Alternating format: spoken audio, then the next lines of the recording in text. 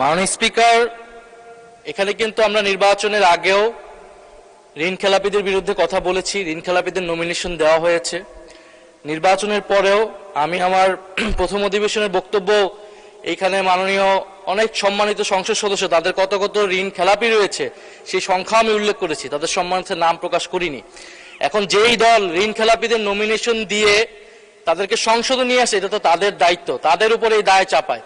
এখন যদি সংসদে এতগুলো ঋণ খেলাপি থাকে তাহলে এই সংসদকে তো ঋণ খেলাপিদের সংসদ বলবে, বা সরকার দলীয় লোকেরা যারা মেজরিটি 2/3 মেজরিটি করেছে তারা ঋণ খেলাপিদের সংসদে নিয়ে এসেছে, এটা সাধারণ মানুষ এটা স্বাভাবিকভাবেই বলবে। আর আমরা সংসদকে সার্বভৌম বলতেছি, এখন এই সংসদে যদি আমরা ঋণ খেলাপি বলতে না পারি এই সংসদে, তাহলে মাননীয় স্পিকার আমরা আর কোথায় বলবো?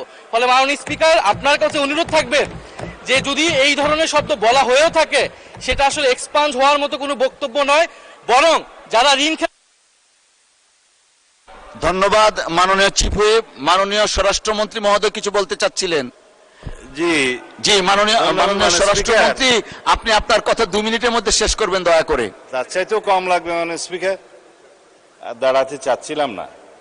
এই মহান জাতীয় সংসদকে, আমরা জাতীয় সংসদের সকল সংসদ সদস্যদেরকে সম্মান প্রদর্শন করা আমাদের উচিত।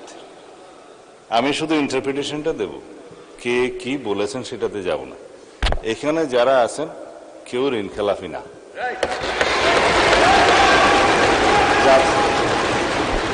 নির্বাচনী আইন, রিপ্রেজেন্টেশন অফ পিপুলস অর্ডার এবং অন্যান্য বিধিমালায় অনুসারে যারা ঋণ খেলাফি আদালত কর্তৃক সাব্যস্ত হবে, ঘোষিত হবে, তারা দে আর ডিসকোয়ালিফাইড, তারা এমপি হিসেবে নমিনেশন দিতে পারবে না, অবৈধ।